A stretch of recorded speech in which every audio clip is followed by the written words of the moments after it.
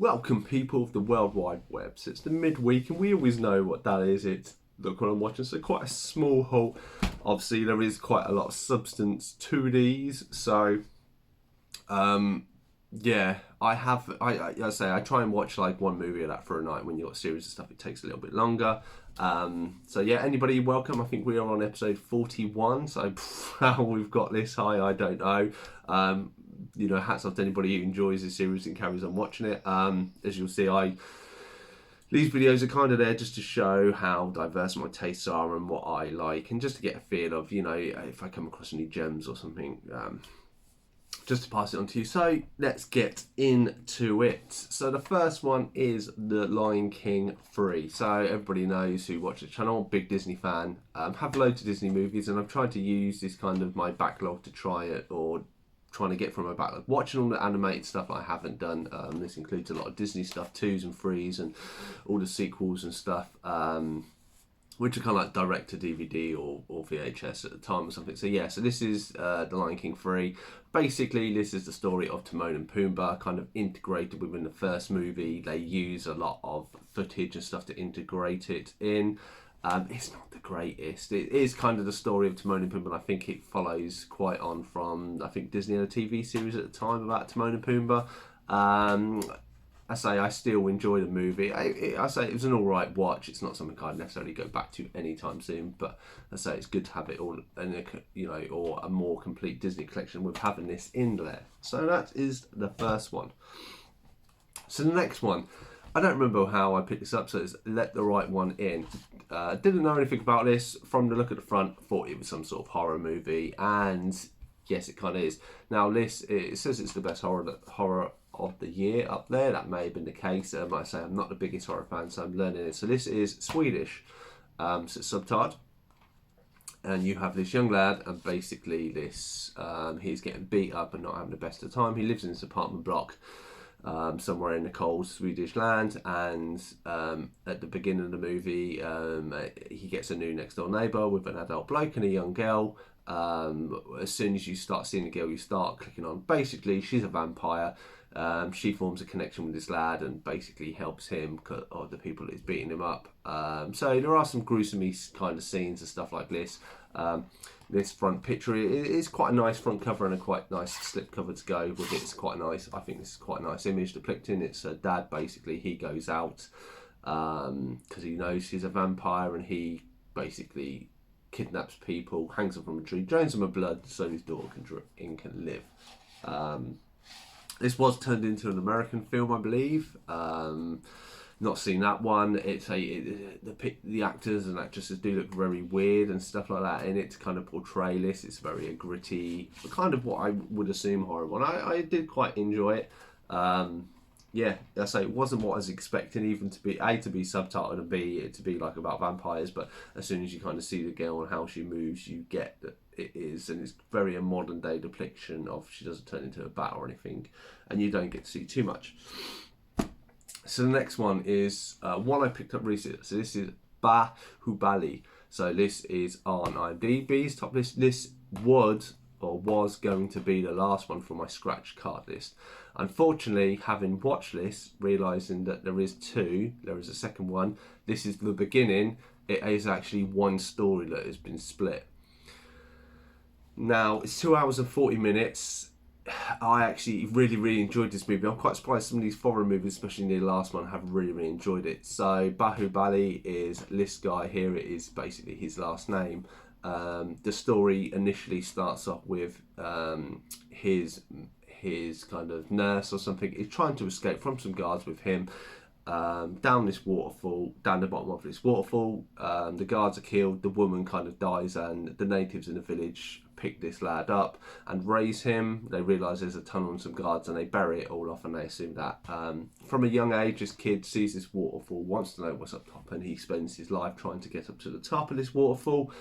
When he gets to a very adult age, you see he manages to make it up and finds a woman that he falls in love with.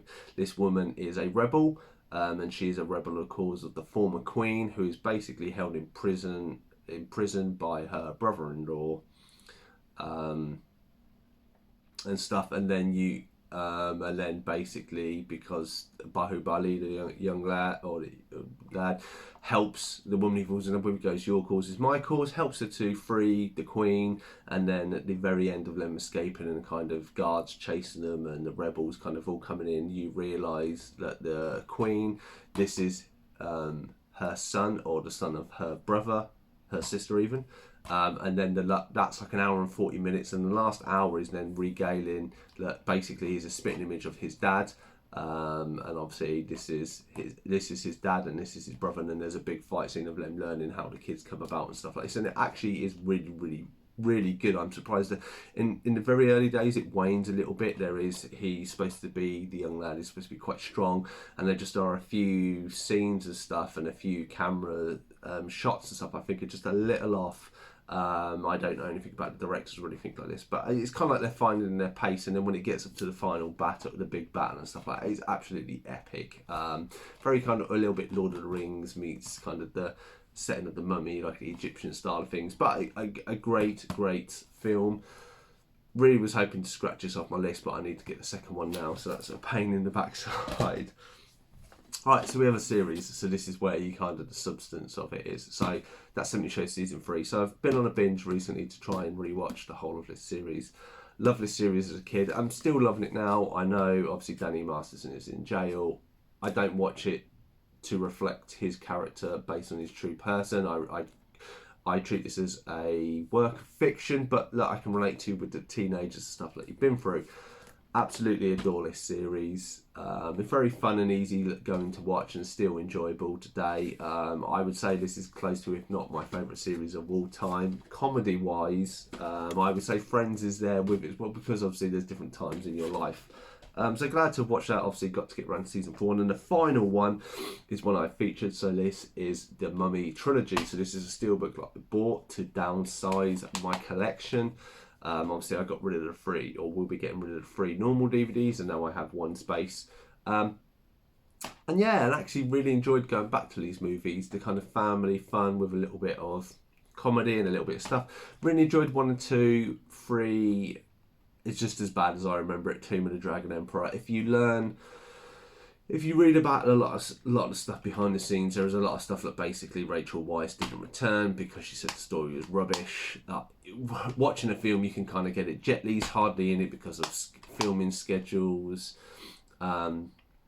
Maria, somebody, I can't remember what is the name of the woman from who takes over from her role. Maria Bello.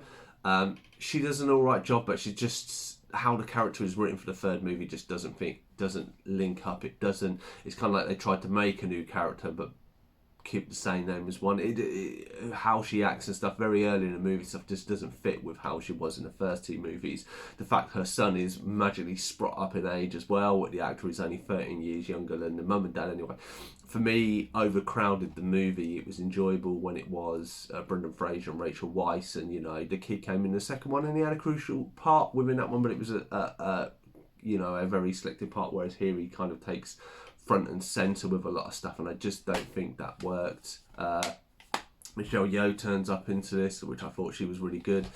Again, with the Emperor and stuff, it kind of goes back. Instead of Egyptian, you've got Chinese, you've got a kind of emperor or a person who's after a woman, but the woman's love is for someone else, and all this, and obviously because you now take it from Egypt to China, there's a lot of Natsuramon, the actual mummy, and the rebel person who helped him out. I can't remember his name. Apologies. Those people weren't included in it, and to be honest, they could have been done. And I think it's a different director. 1 and 2 was one director, and 3 was another. And I just think, the changing of it and everything else. I mean, Brendan Fraser, I think obviously this was near the time of him being burnt out for work and stuff like this. So I understand why he did it, and you don't know what's on paper, how it will be brought to life. But it's just unfortunately a bit poor for the trilogy, and obviously then we got Tom Cruise's remake, which wasn't very good either. Anyway, that has been kind of my small haul for this week's video. Have you watched any of these? What did you think? Let me know in the comments down below. Otherwise, I've been Cypher Sigma Screen Time. Like, comment, subscribe, do all the things you want to do, and I shall see you in the next one.